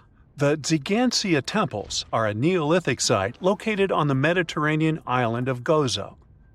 They're probably one of the oldest freestanding structures in the world, dating back to around 3600 to 3200 BCE. The temples consist of 2 megalithic structures, each with multiple rooms and altars. The name Xigantia means giant tower in Maltese, as people believe that only giants could have built such massive structures. The temples are believed to have been used for religious purposes and are considered to be an important example of prehistoric architecture. They were added to the UNESCO World Heritage List in 1980. Well, you must be pretty tired, but there's one more place we gotta visit today. Our plane is already landing in Armenia, and we're here to see the Temple of Garni. Look, this one is well preserved. This temple dates back to the 1st century CE. It was built by King Tiridates I as a dedication to the sun deity Mir. Sadly, the temple was destroyed in the 17th century during an earthquake, which is quite a common thing for this area, but it was later reconstructed in the 20th century. Today, it's a popular tourist attraction and is also listed as a UNESCO World Heritage Site. You hear the word Paris, and a picture of the Eiffel Tower comes straight into your mind, or croissants. Or maybe you imagine going on a romantic stroll in the city of love, or croissants. But not many know that right below the bustling city of Paris, there is a series of underground passages, the catacombs. They're home to the remains of more than 6 million people. Whoa! But it wasn't always like that. Paris used to be a vast swamp. It was because most of the city was submerged in water at one time. Due to this, once the areas rose to the surface, the ground became rich in minerals, the most important being limestone. To extract it and use it to develop Paris, underground mines were dug up somewhere around the 14th century. They were dug horizontally to prevent collapse and to deal with the weight of the ceiling. Most of these mines were set up on the right side of the River Seine. Soon, Paris started expanding beyond its old city walls. Here's where it got tricky. The city started building on top of the land where they had dug all those tunnels. This caused some big problems, like the ground collapsing. In 1774, one of the roads in the suburbs collapsed about 100 feet into the ground. Due to rising safety concerns, officials decided to abandon the mines. The quarries were checked, and the tunnels were renovated to avoid future disasters. The bones ended up in the tunnels because of another major problem Paris faced a few years later. The growing population of the city caused an increase in the number of bodies. Cemeteries became overcrowded, and the city was actually so bad that at one point, bodies could not be taken care of properly. They started to rot and spread harmful bacteria. So, those who were in charge of Paris got an idea. They picked a new spot that was like a secret hideout for bones, one of the old mines. The process of moving the bones from cemeteries to the tunnel started in the late 1780s. They began with the biggest cemetery in Paris, the Saint-Innocent Cemetery. They didn't want to scare people, so they moved the bones at night. The remains went into 2 big holes in the ground and then got stacked in the tunnels by the quarry workers. They continued moving the bones until Paris developed into a city in the 1860s. The official name given to the collection of mines turned cemetery was the Paris Municipal Ossuary, but this name never became popular, and the tunnels instead became known as the catacombs. While the bones were still being added to the collection, the officials saw fit to open the place for public viewing in the year 1809. Tourists had to make a prior appointment and sign a guest book. As time passed, famous people started visiting, including the future King Charles X, Austrian Emperor Francis I, and Napoleon III. Of course, the rules for visiting have been changing over time, but now the catacombs, also known as the Ossuary of Denfert-Rochereau, have become a famous tourist spot. Around 5 million people come to explore it every year. What drives them? Well, in addition to the creepy but rich history, the catacombs are also considered one of the most haunted places on Earth, and there are several unsolved mysteries surrounding them.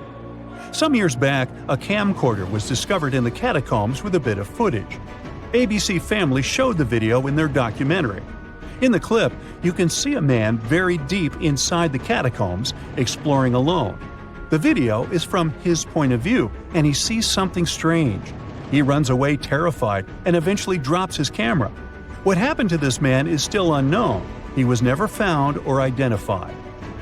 There are also reports of people getting lost in the catacombs, the most famous being a doorkeeper who got lost in 1793. His body was found 11 years later near an exit. How he passed away remains a mystery. There are also some not-so-eerie, but equally strange mysteries surrounding the catacombs. There are people who like exploring the tunnels on their own. They're known as cataphiles. These people go into the quarries that have been abandoned to the public and long forgotten. Some explorers discovered secret water pools in the abandoned areas, and people would go to take a dip there. In 2004, police patrolling an unexplored area came across a 5,300 square foot cavern with a movie theater. There was a screen, projection equipment, some classic movies, and even chairs. There was also a restaurant-like setting nearby, 3 telephone lines, and, well, electricity, which hinted that a group of people had been living there or regularly visiting. But when the police came back 3 days later with experts to find the source of the electricity, they found that the wire had been cut off. Only a note was left behind: "Do not try to find us." Such enthusiasts existed in the past, too. Once, a Parisian farmer did the same and came across button mushrooms growing in the catacombs. He saw an opportunity to make easy money, and he actually created mushroom farms in the tunnels. He even got official permission for it. By 1950, 100 farmers had been working inside growing mushrooms.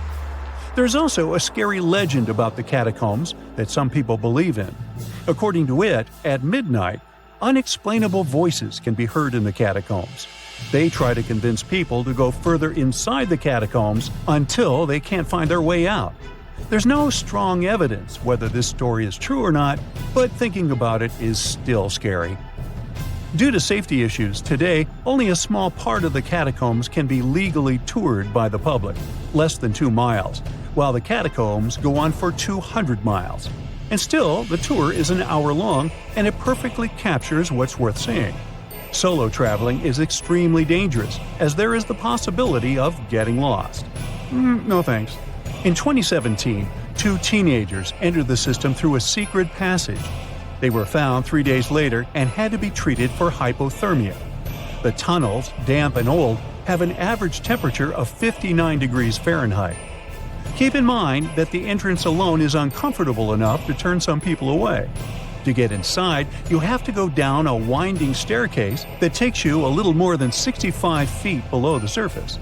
In the beginning, you find yourself in a well-lit room filled with interesting information and displays. But as you move forward, the place gets eerily silent. You pass through a creepy entrance that boldly declares this in French, which when translated English is something like, "Stop, this is the Empire of Doom." It's not exactly a warm welcome, and that's because the Paris catacombs are known for their haunted reputation. As you move deeper, the sounds of the world above fade away, and soon you are surrounded by the silence of the earth below. The bones themselves are placed strategically, almost in artistic patterns. This was the idea of a man who was once in charge of the place. He turned the bones into a kind of underground museum with cool structures like columns, plaques, altars, and even some weirdly shaped forms that some people consider art. Popular all year round, the catacombs become particularly loaded around Halloween. People organize special parties or events near the place too. But the most bizarre thing was offered by the catacombs themselves through Airbnb. The famous rental service allowed 2 guests to sleep in the catacombs. They were offered a bed for Halloween night and breakfast. Upon checking in, they were told tales and the history of the catacombs. This way, they went to bed fully aware of the fact that they were sleeping among the remains of 6 million people. Yes, it remains to be seen. Rekat structure is a giant formation in the Sahara that looks exactly like a giant bullseye. It's so wide that you can see it from space. Even the CIA got interested in it. In 1965, they planned a flyover looking for geomagnetic anomalies. The findings are still classified. Perhaps the theories are true, and this place is truly the lost city of Atlantis. Now, Atlantis supposedly sank beneath the waves, but recent discoveries are pointing us in a different direction. This is an ancient story that goes far back in time, and Plato was the first to mention it. The place had loads of greenery and a curious structure. 3 concentric circles of land surrounding 2 circles of water. 2 key quotes from Plato's writing suggest that Atlantis might not have been a typical island in the middle of the ocean. Plus, Atlantis had a major influence from Africa and Europe, challenging the idea of it being in the Atlantic. It turns out that the Eye of the Sahara and Atlantis look alike. When astronauts saw the Eye of Sahara from above, they initially suspected a meteorite impact crater, but the rings of the structure matched the layout described of Atlantis. More importantly, the Sahara wasn't always a desert. It turned from a tropical region into a desert around 11,000 years ago. Researchers found evidence of a massive river called the Tamaracet that could have sustained a community. This river flowed toward the Rikat structure, aligning with Plato's description. The Trans-Saharan Seaway ran through the Sahara 50 to 100 million years ago. The sea allegedly destroyed Atlantis around 11,500 years ago, likely due to a rapid rise in sea level caused by the end of the Ice Age. NASA's worldview imagery shows patterns consistent with this theory. Those concentric rings might be a key to unlocking the secrets of our planet's evolution over millions of years. They're shaped by erosion on resilient rock layers, creating a spooky pattern of ridges and troughs. The central peak stands proud at 1,300 feet. The central part has undergone a significant erosion makeover, revealing a circular structure with a raised peak. Unlike impact craters, the Eye of the Sahara flaunts a striking balance and symmetry. Some say it results from rock uplift, sculpted by wind and water. Others think it's an ancient anticline, eroded to reveal its concentric glory. Then there's a salt diapir theory, suggesting that salt's buoyancy sculpted this beauty. Dating techniques have proved that it formed 541 to 252 million years ago, give or take a million or two. Ancient tools are scattered around the outer rings of the structure near riverbeds. Some older stone tools have also been spotted in the same areas. And still, even though some spear points from the Neolithic period have been found, there aren't many signs that people were living there back then. The area seems to have been used for short-term activities like hunting and making tools. There are other unearthly mysteries that haunt our world. One such enigma is in Norway, the ominous Hessdalen light phenomenon, also known as the Valley of Lights, leaves scientists confused.